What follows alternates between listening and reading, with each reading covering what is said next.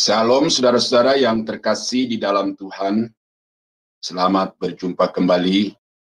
Kita patut bersyukur kepada Tuhan bahwa perlindungan Tuhan begitu nyata dalam hidup kita, sehingga saat ini kita dalam keadaan yang sehat, terpelihara sempurna. Pada saat ini kita akan kembali merenungkan firman Tuhan, namun sebelumnya mari kita tunduk kepala, kita berdoa. Bapa yang ada di dalam surga, Bapa yang kami kasihi di dalam Tuhan Yesus, pada saat ini kami mengucap syukur karena Tuhan memberikan kepada kami kesempatan untuk boleh bersama-sama merenungkan dan mempelajari kebenaran firman Tuhan. Kami mohon pimpinan Tuhan, terang Roh Kudus dari awal sampai akhir diskusi atau penyampaian firman Tuhan ini, sehingga apa yang akan hamba-Mu sampaikan itu betul-betul berdasar kepada firman Allah dan mengalir di dalam tuntunan dan terang Roh Kudus. Kami berdoa, kami sambut firman Tuhan dalam nama Yesus. Haleluya. Amin. Nah, saudara-saudara yang terkasih, kita akan membahas satu bagian Alkitab yang cukup panjang dari 1 Timotius pasal 6 ayat 1 sampai 12. Dan topik dari keseluruhan perikop ini adalah manusia kepunyaan Allah. Ya. Ini perlu kita renungkan bersama-sama karena terlalu banyak orang Kristen yang begitu gampang mengklaim diri bahwa saya anak Tuhan, saya pilihan Tuhan, saya pasti akan masuk surga. Nah, oleh karena itu maka dari perikop ini kita akan belajar kriteria tentang seorang anak Tuhan, seorang yang telah menjadi milik Tuhan itu.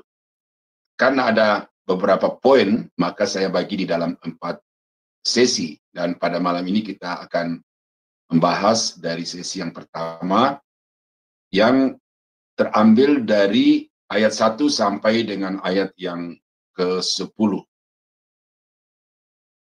Tema utama adalah manusia yang telah menjadi milik Allah.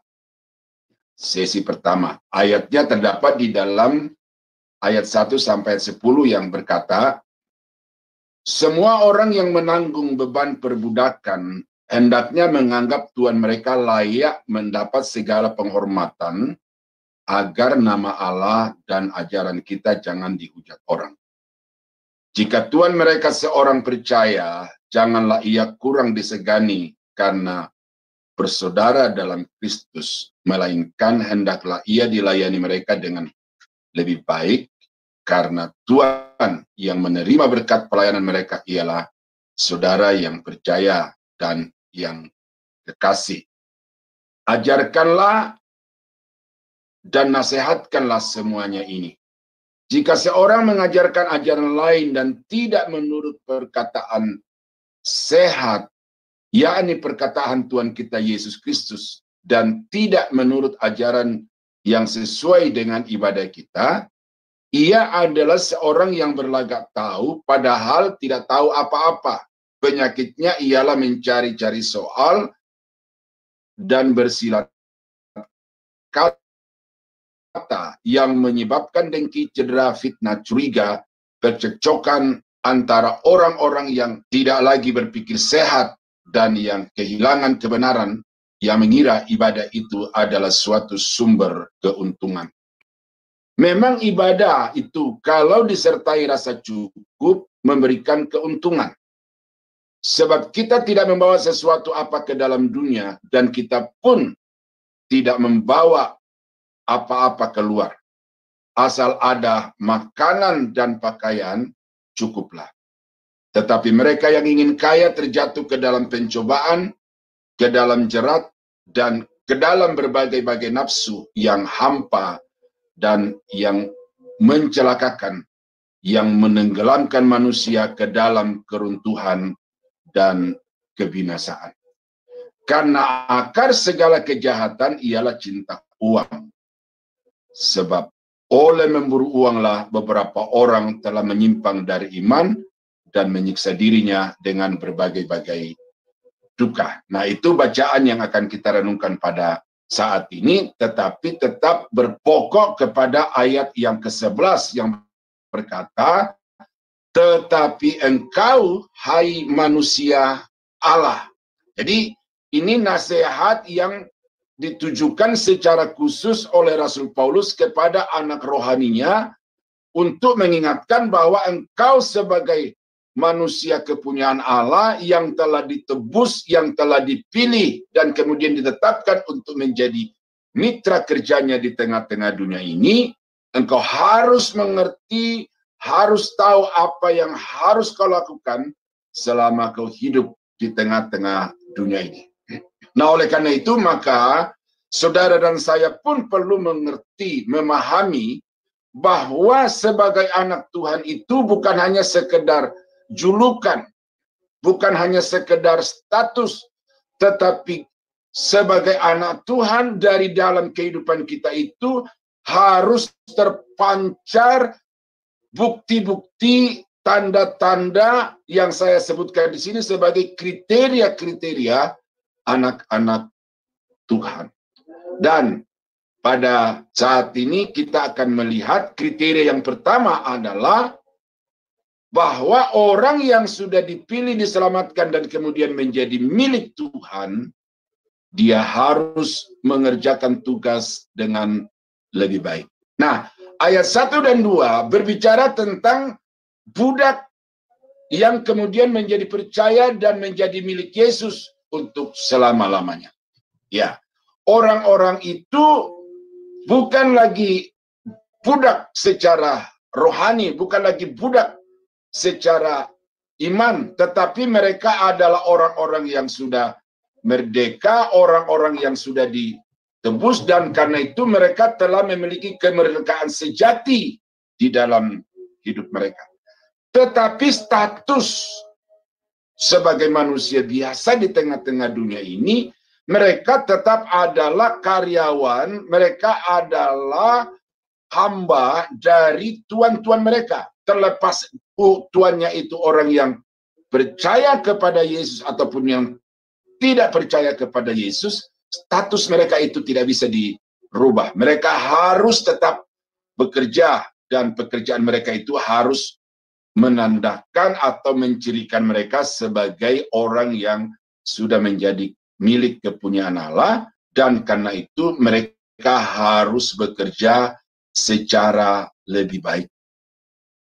Kalau dulu sebagai hamba dari orang-orang yang tidak percaya Tuhan dan mereka sendiri juga tidak percaya kepada Tuhan, bisa saja mereka melakukan pekerjaan itu karena terpaksa.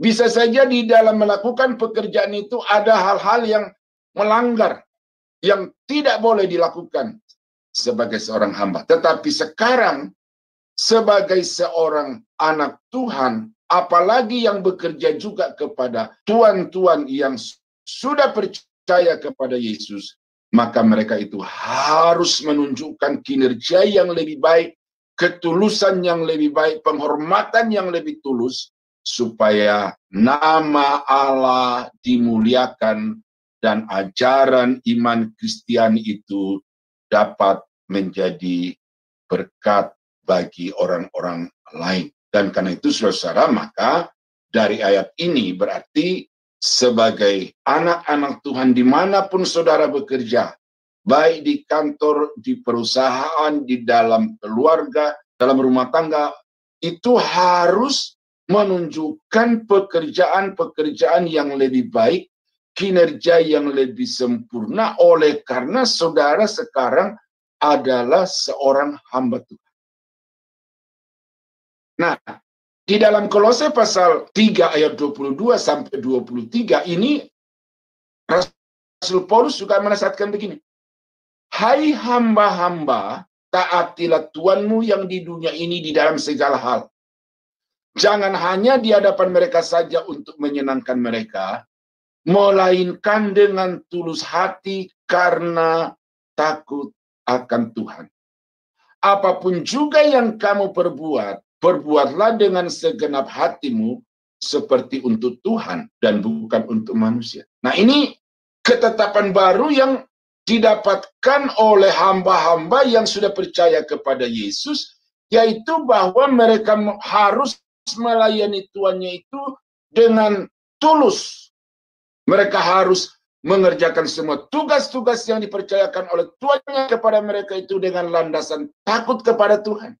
Nah, kalau ini sudah menjadi dasar kinerja daripada hamba-hamba, maka dengan sendirinya apa yang mereka kerjakan itu akan mereka kerjakan secara terbaik, oleh karena mereka bukan saja bertanggung jawab kepada tuan-tuan mereka di dunia ini, tetapi mereka bertanggung jawab juga kepada Allah yang sudah menyelamatkannya. Nah, oleh karena itu maka Paulus berkata, apapun juga yang kamu kerjakan, kerjakanlah itu dengan segenap hati seperti untuk Tuhan. Nah, itu yang pertama. Kriteria seseorang yang sudah menjadi milik Tuhan adalah dia harus mengerjakan segala sesuatu di dalam hidupnya ini secara terbaik untuk hormat dan kemuliaan nama Tuhan.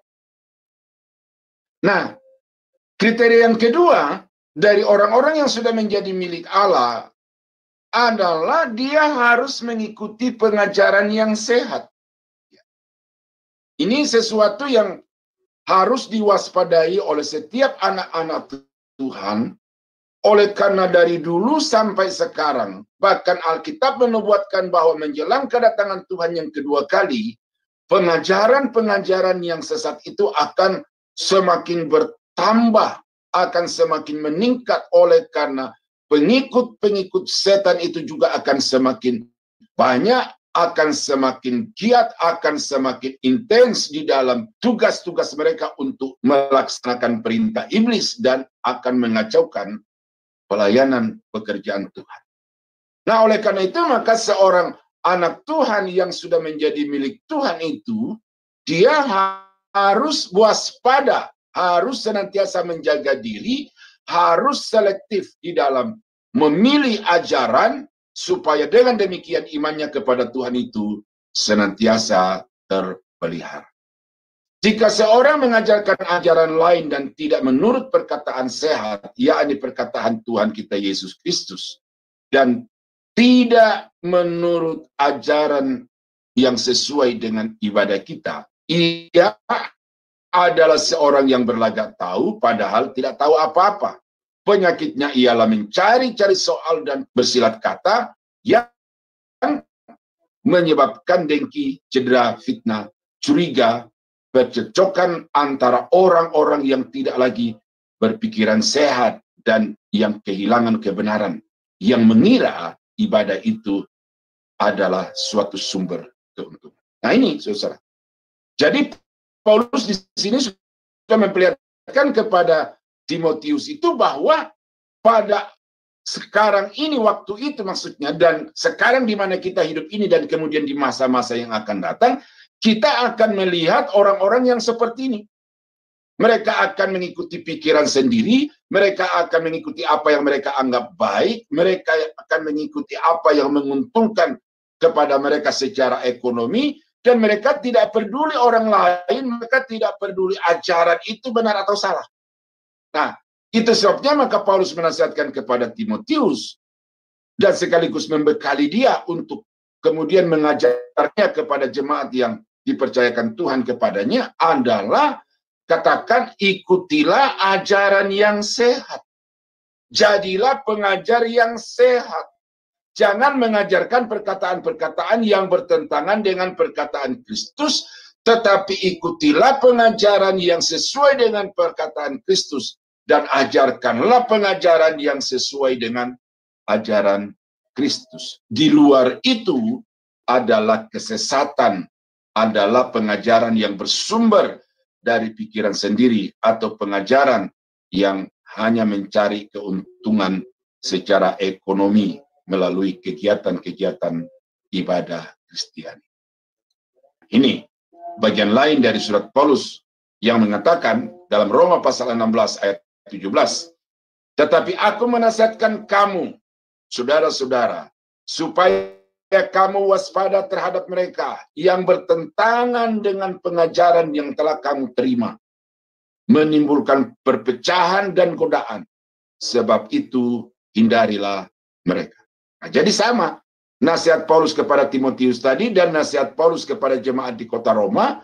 Dia berkata, waspadalah karena akan ada orang-orang yang mengajarkan pengajaran-pengajaran yang bertentangan dengan pengajaran yang telah saya ajarkan kepada kamu, yang telah kami ajarkan kepada kamu, dan yang telah Kristus ajarkan kepada kamu. Hati-hati dengan orang-orang itu.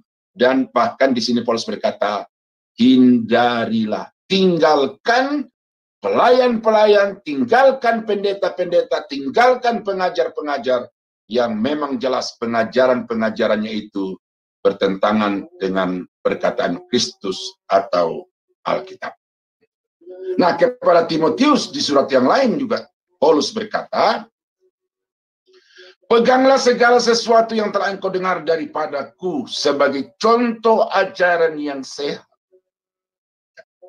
Dan lakukanlah itu dalam iman dan kasih dalam Kristus Yesus. Nah, jadi di sini jelas Paulus dengan tegas mengatakan kepada anak rohaninya Timotius, peganglah ajaran yang telah kuajarkan kepadamu. Karena ajaran itu adalah ajaran yang sehat.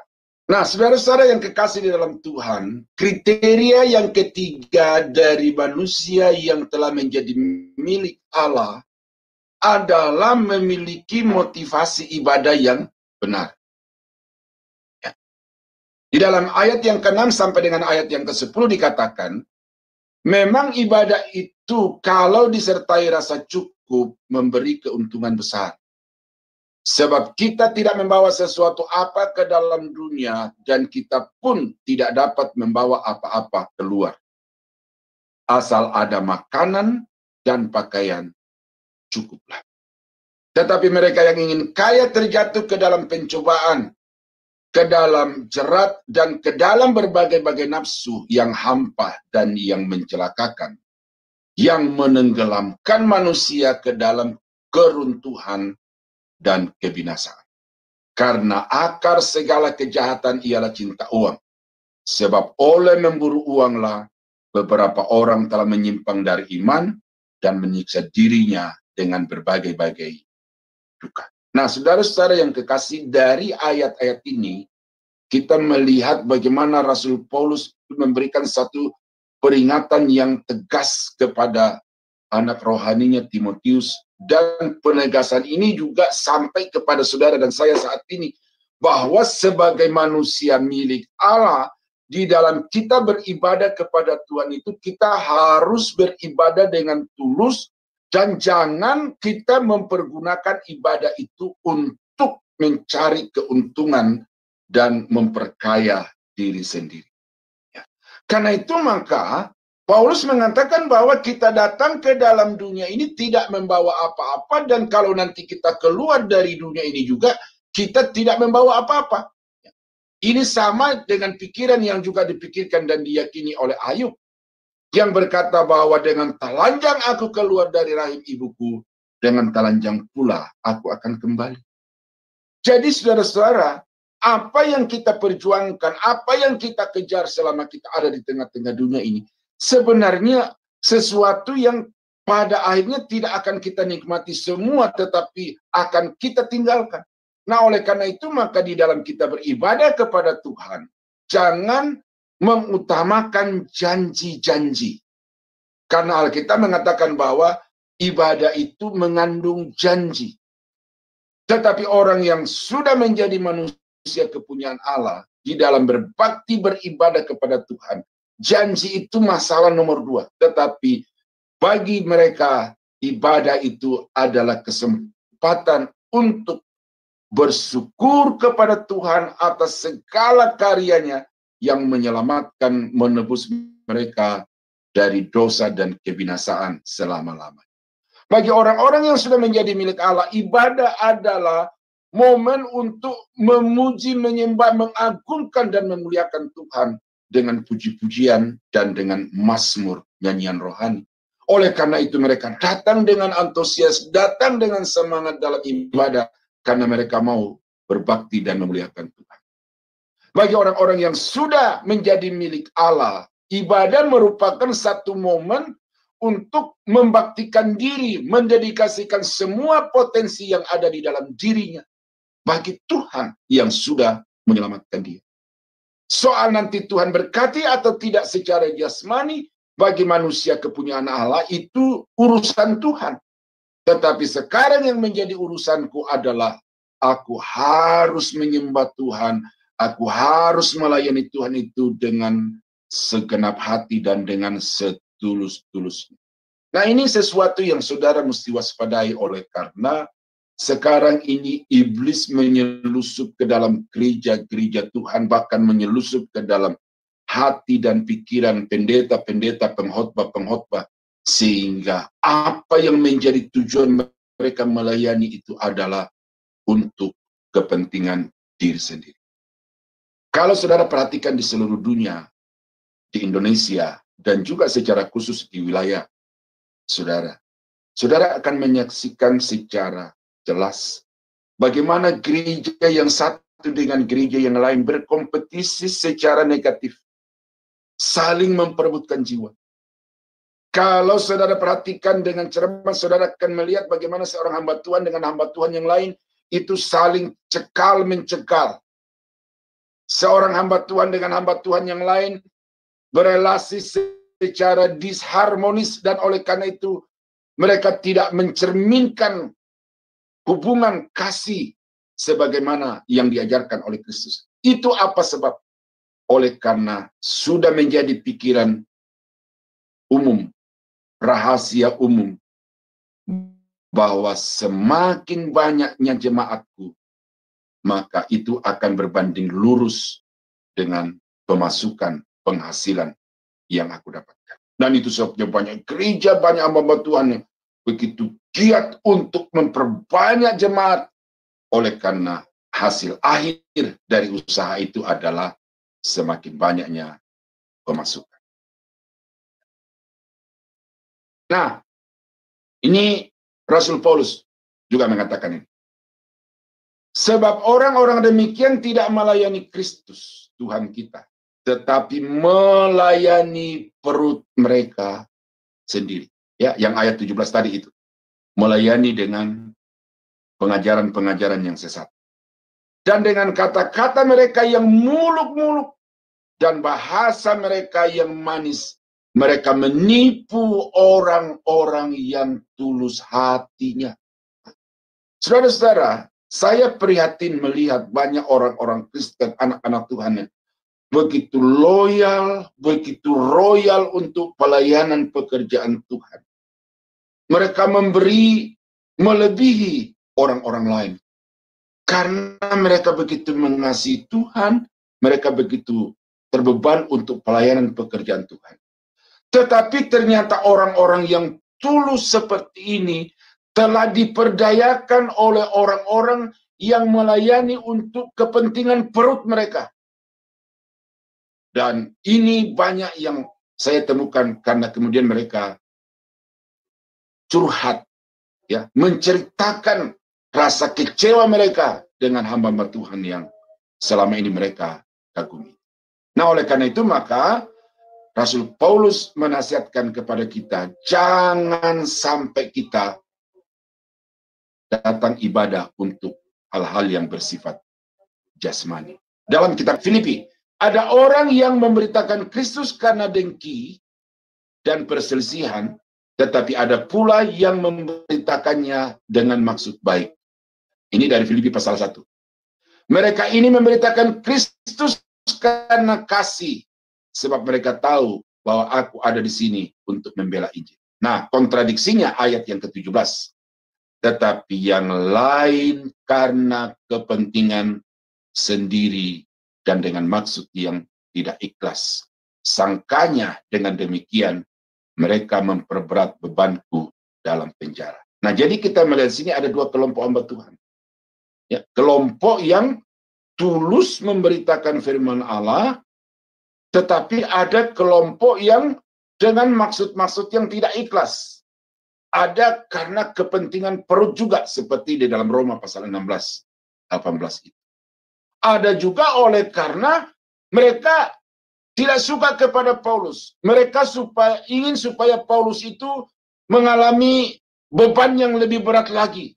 Ya, kalau perlu jangan lagi keluar dari penjara, oleh karena mungkin bagi orang-orang di ayat 17 ini telah merugikan karena telah membuat jemaat itu menjadi paham, telah membuat jemaat itu menjadi tahu mana yang salah, mana yang benar, dan karena itu hamba-hamba Tuhan ini tidak suka kepada Rasul Paulus. Nah, jadi dari dua ayat ini, saudara-saudara, kita melihat bahwa Paulus di dalam pelayanannya itu dia menjumpai begitu banyak orang-orang Kristen, begitu banyak pelayan-pelayan tanda petik tadi itu yang justru mempergunakan pelayanan itu untuk kepentingan diri sendiri. Nah, itu sebabnya dikatakan bahwa mereka itu bukan melayani Kristus, mereka itu bukan hamba Kristus, tetapi mereka adalah hamba uang.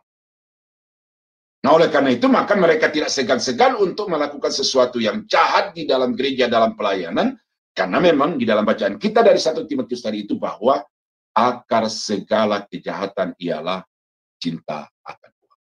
Nah, jadi saudara-saudara, kriteria ketiga pada saat ini yang saya sampaikan kepada saudara sebagai orang-orang yang telah menjadi kepunyaan Allah atau yang telah menjadi milik Allah adalah milikilah motivasi yang tulus, baik di dalam beribadah, di dalam melayani Tuhan, dan juga di dalam membantu orang-orang yang dalam kekurangan. Nah, jadi ada 3 kriteria yang saya sampaikan kepada saudara pada malam ini, yang akan berlanjut di minggu-minggu berikutnya adalah 1, saudara harus bekerja secara lebih baik dari sebelumnya. Waktu saudara belum kenal Tuhan, bekerja asal-asalan. Sekarang saudara harus bekerja lebih baik karena saudara sudah menyandang predikat sebagai anak-anak Tuhan. Yang kedua, saudara harus mampu untuk memilah ajaran benar, ajaran salah, dan saudara harus berpegang teguh kepada ajaran yang benar. Dan yang ketiga, saudara harus memiliki motivasi yang tulus, baik di dalam berbakti, di dalam melayani Tuhan, dan juga di dalam menolong orang-orang yang ada di sekitar saudara. Saudara harus melakukan itu dengan tulus, karena orang-orang seperti itulah yang betul-betul menjadi milik Tuhan. Nah, kiranya firman Tuhan saat ini dapat menjadi berkat bagi saudara. Dan sebelum kita akhiri, mari kita tunduk kepala, kita berdoa. Bapa di surga, terima kasih karena Tuhan sudah berbicara kepada kami melalui kebenaran firman-Mu. Dan kiranya pada saat ini kami sadar bahwa kami ini adalah anak-anak Tuhan. Dan karena itu maka dari dalam kehidupan kami harus terpancar tanda-tanda itu sebagai anak-anak Tuhan. Dan pada malam ini kami sudah belajar 3 kriteria. Kiranya Tuhan tolong kami supaya kami pahami kriteria ini secara baik dan kami dapat menerapkannya kepada orang lain melalui sikap dan tingkah laku kami. Terima kasih Tuhan, kami berdoa, kami mengucap syukur untuk firman-Mu pada saat ini, di dalam nama Yesus, Tuhan dan Juru Selamat kami. Haleluya.